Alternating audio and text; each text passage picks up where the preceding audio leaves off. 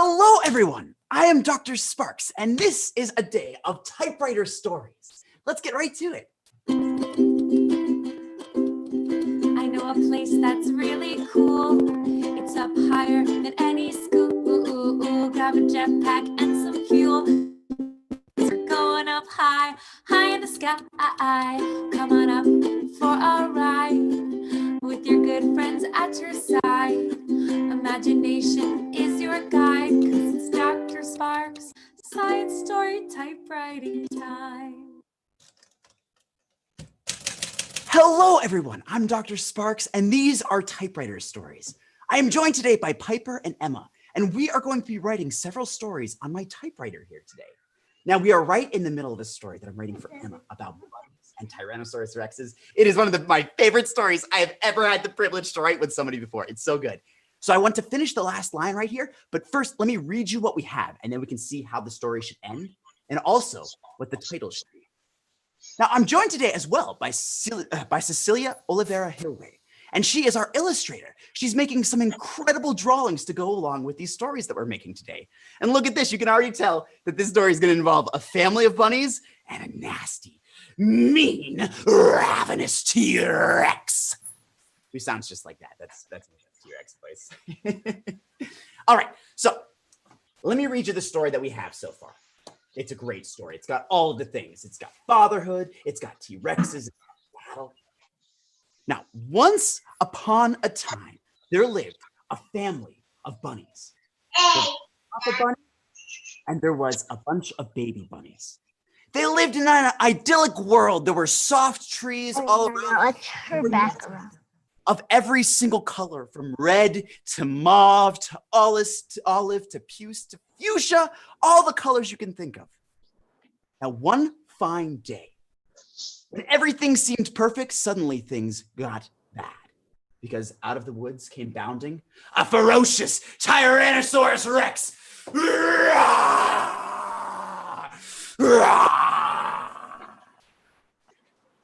And he came running over to the nest with the papa bunny and the baby bunnies.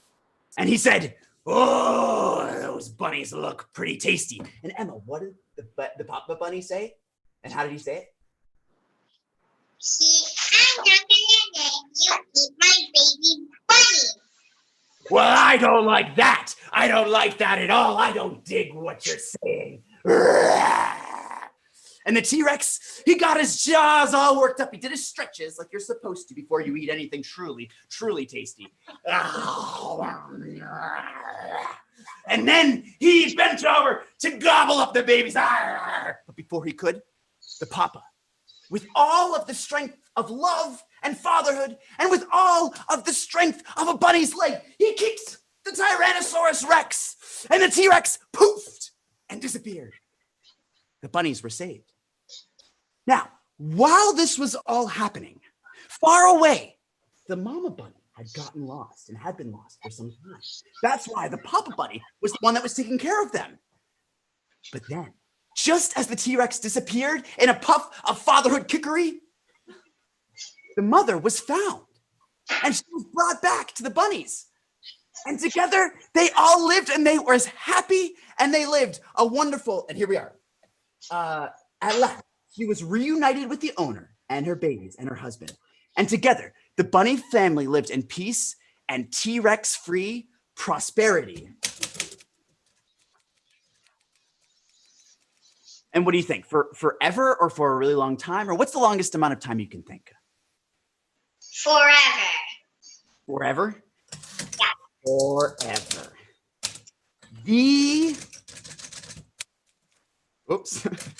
The end. Now, that was a great story. A sprawling narrative. All those themes, all that stuff, all those colors.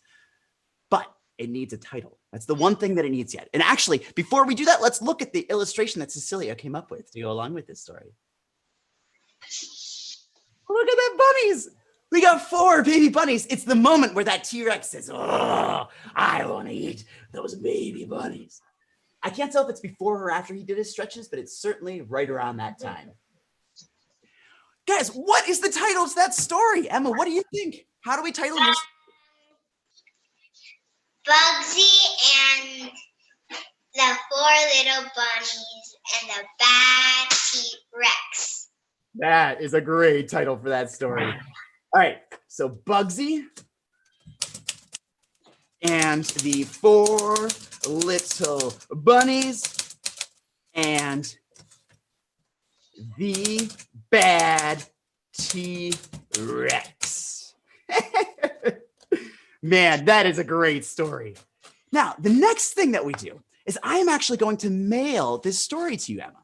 So I have an envelope right here, and it's got a stamp. You can actually have your pick. Do you want a Hot Wheels stamp or a moon stamp? How about a moon stamp? And I'll put it on the envelope. I'll add your address in just a little bit.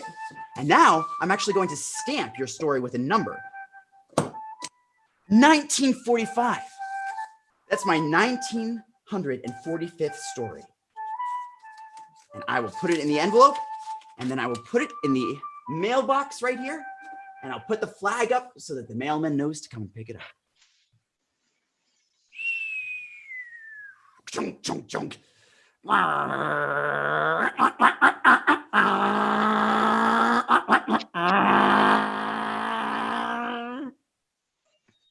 All right, and that's the story. Now, today, each week, we pick a word of the day that goes along with our stories. And Piper and Tegan, when we do your story next, I'd like to see if you can incorporate the word that is the word of the day into your story. The word is inspiration. And what I love about the word inspiration is it can mean two things. It can mean to be inspired when you're suddenly struck with an idea, like how I knew that we were going to have to put a T-Rex in Emma's story when she said that there was that father and the bunnies and they were scared of something. I was inspired to add the T-Rex, just as Emma was inspired to add the bunnies and the different colored nests. But inspiration can also mean whenever you breathe in, which is just lovely. For those of you who are watching at home, if you're tuning in on the YouTube or Facebook stream, if you can use the word inspiration in a sentence that either uses the sense of inspiration as being an idea that comes to you, or inspiration being the idea that you're breathing air in, or triple double bonus points, if you can find a way to combine those two things together, then I will read it and react, and it's going to be an absolute hoot. So for instance, to combine them, I was thinking, imagine for a second, I was inspired that you've got a creature like a golem who can't breathe. He's like a stone person kind of, right?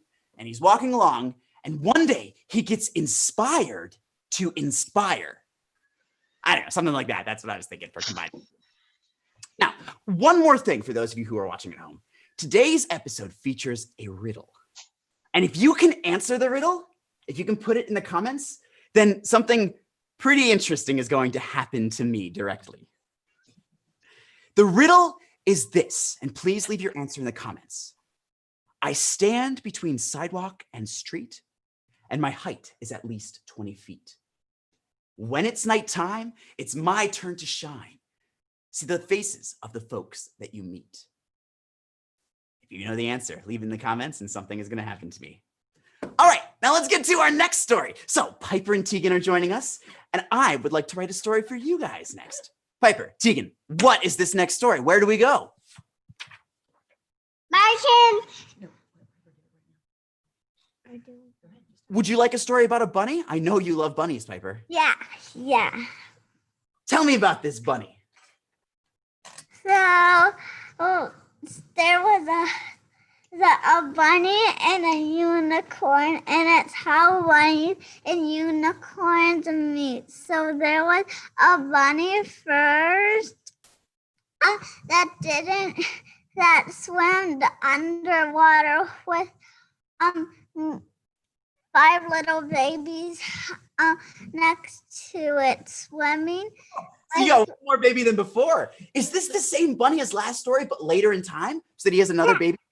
Yeah. Oh, perfect. Okay, now he's got 5 bunnies. All right, there once was a bunny who swam the waters. Is this the ocean or a lake? This is a swimming pool. Swam the waters of the neighborhood swimming pool with his 5 babies. And one day he met a unicorn? Yeah, it met a unicorn in a lake. How about, and one day he met a unicorn who was visiting from a lake? Sure. Who was visiting from a lake. Now, the two of them, swimming animals, and, oh geez, they got along really well. Do you think they were friends? No. They got along terribly.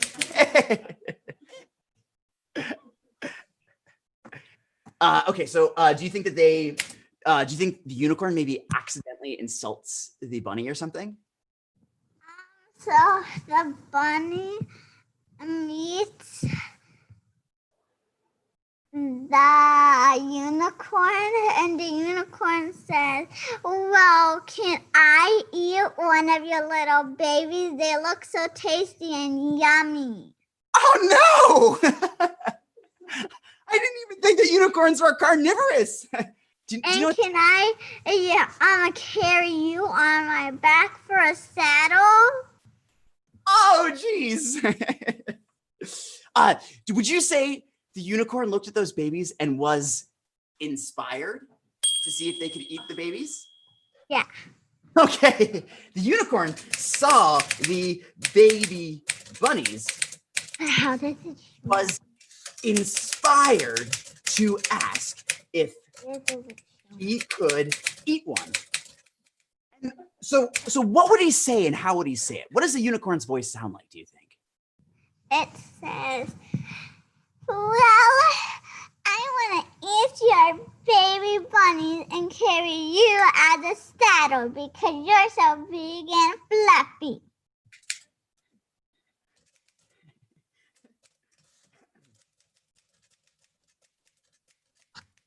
And carry you on a saddle because, oh, and I'm saying it wrong, because you are so big and fluffy.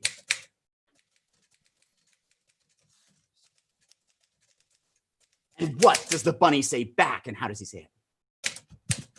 It says, no, you cannot eat my bunnies. That's not fair at all. Or else I would have no bunnies at all, and you can't even squish me. I'm too tough.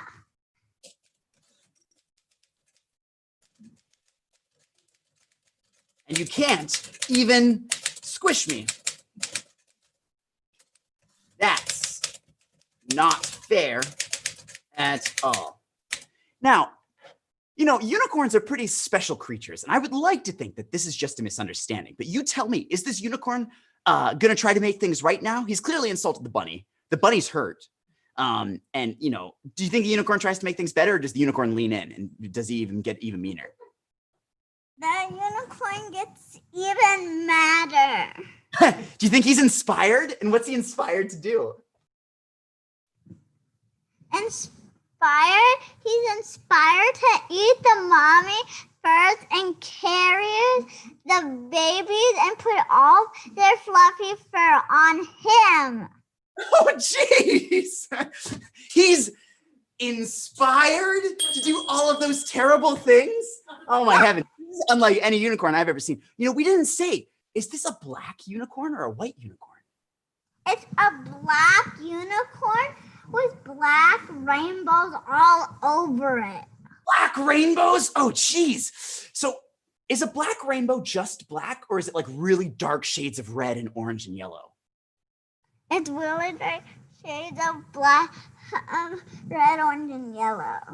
Let's take a look at what Cecilia's doing. It's going to be pretty hard for her to draw a dark rainbow, I think, but I'm glad she's the one illustrating. Look at that. Oh, we've got a unicorn. We've got 5 bunnies. Count them. 1, 2, 3, 4, 5, and the papa. He's covered in dark rainbows. Oh, that's wonderful. That's wonderful. Okay. So the unicorn was inspired to eat all the bunnies and steal their soft fur for theirself. Almost ran out of line there.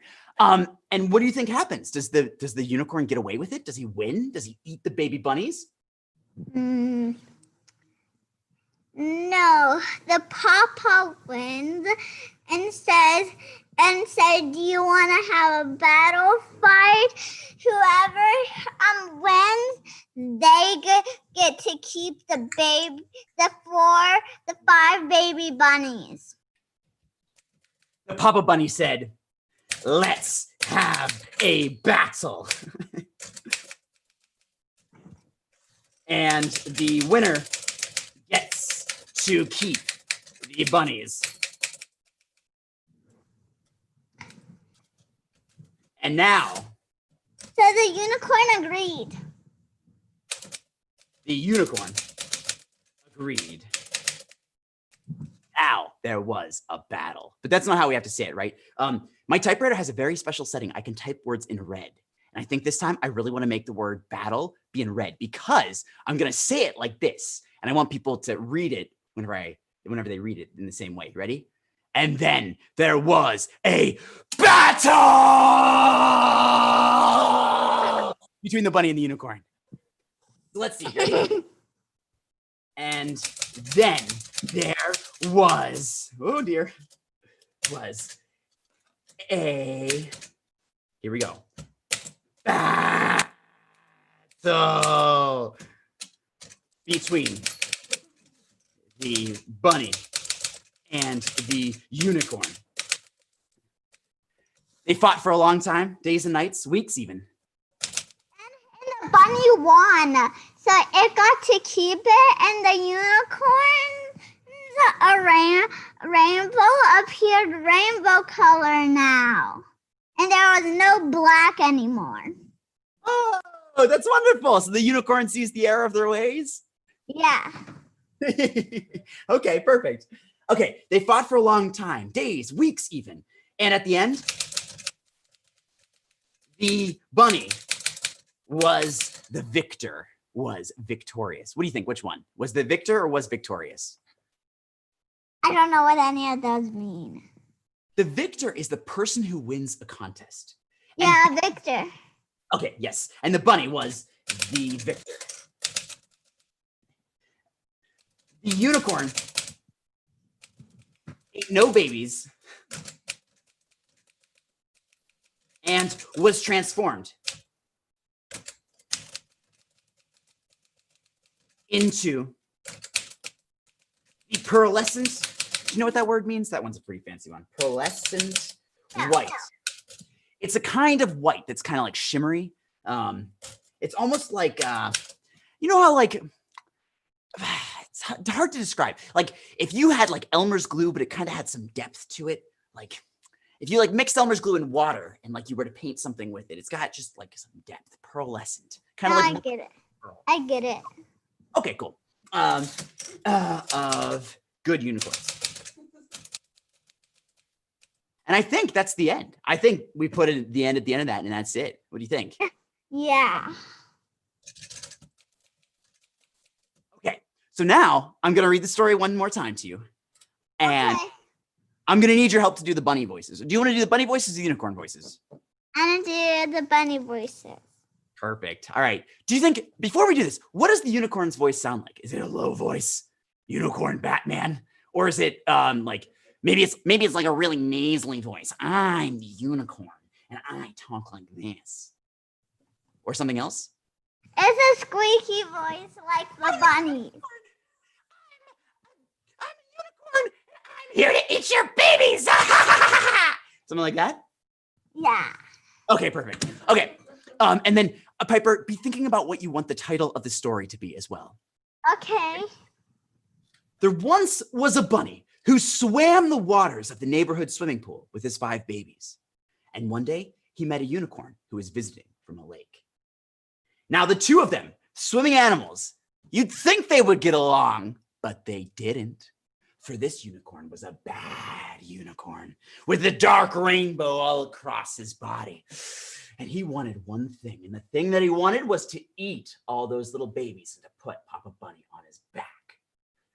The unicorn said, "Hey there, Papa Bunny, I want to eat all your babies and put you on my back. What do you think about that?" What does he say? Yeah. What does the bunny say? Give me the bunny's voice. The bunny said, "No, you won't." The unicorn was inspired at that moment to start eating the bunnies anyways.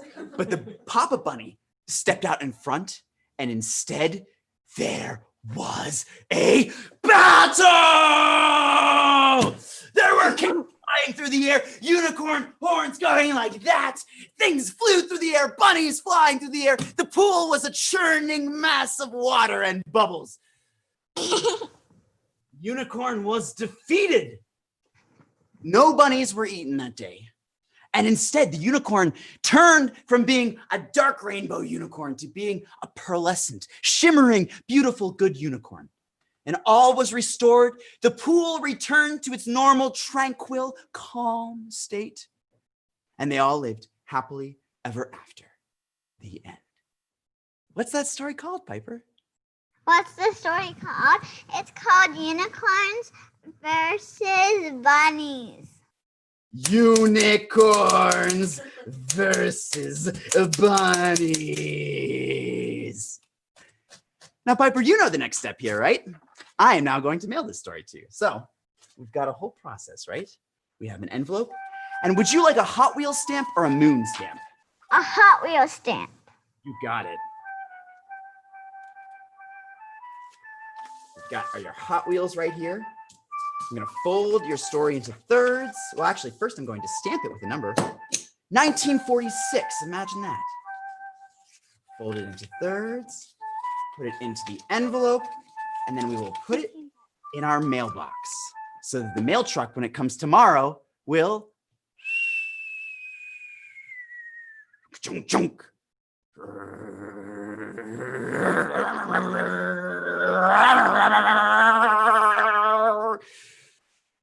And that's the end of the story. Now, for those of you watching at home, once again, I'd like to encourage you, if you can use the word inspiration in a sentence, in either the sense of taking a deep breath in, inspiring, or to be inspired to do something, to be struck with an artistic idea or a sudden idea, that's also a word for inspiration. And remember, our riddle is, I stand between sidewalk and street, and my height is at least 20 feet. When it's nighttime, it's my turn to shine. See the light of the faces you meet. Now let's see, has anybody, no, I don't think anybody has answered that riddle yet. So I would highly encourage you to do so because it's a good one. And something crazy is going to happen if you do it. All right, so we have only a few more minutes here today, guys. And I'd like to write a really short story with both of you. So our challenge here is, can we write a story that is just like, it's just maybe 5 sentences long? Let's talk about what kind of story we would want to have happen. I think you both really like bunnies, so maybe starting with a bunny would be a good place.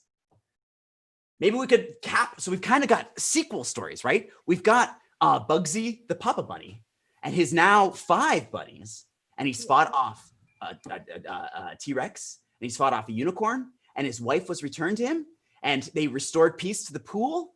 And what do you think, like, how can we end this story?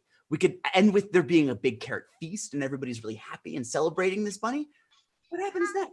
Everyone's happy, and the T-Rex is happy now too, and the T-Rex joined them too.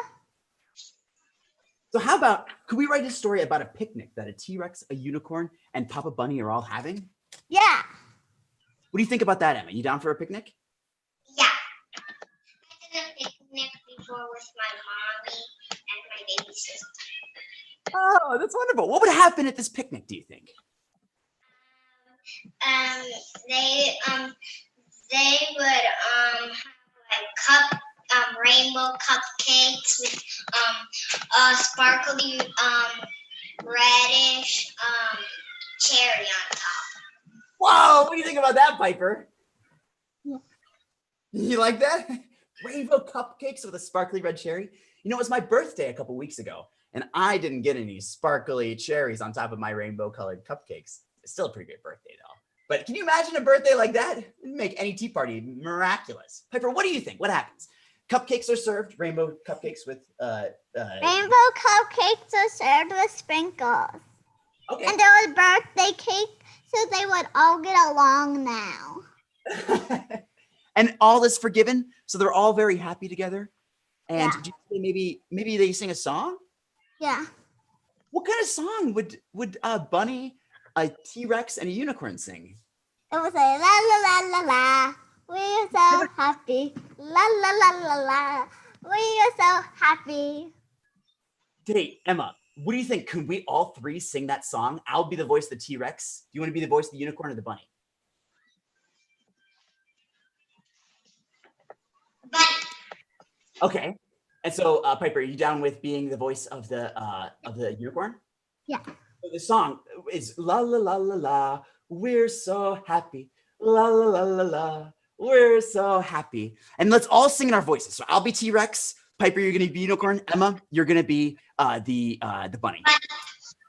You guys ready? On my count. You ready? 3, 2, 1. La la la la. We are so happy. La la la la. We are so happy. La la la la. La la. Guys, that was absolutely amazing. That is a perfect story. It's so good. I don't even want to write it down because it's just too great. So let me tell you a little bit before we go. This is the end of our stream today. You guys were absolutely amazing. Piper, you did such a great job, and you had help from Tegan too. You had such a good bunny story. Emma, you did such a good job. The T-Rex was amazing. It was such a fun set of tales. I'm Dr. Sparks. This is Typewriter Stories. If you liked what you saw today, we're actually going to be starting doing this every single day at 4 p.m., starting the week after next. You can go to drsparkshow.com to sign up our mailing list and find out exactly when that happens and the details for how to sign your kids up. I'm Dr. Sparks. Piper, Emma, you guys were amazing. We have an answer to the riddle. Oh, somebody answered. Okay, guys. Kelsey Derringer says a streetlight. Emma, is that the right answer? What? Is a streetlight the right answer to the riddle? Yeah. Okay, let's see what happens. Ah! Banana avalanche! Great job, Kelsey. That was incredible. And what a note to end on. I'm Dr. Sparks. This is Dr. Sparks' show. Until next time, guys, we will see you later.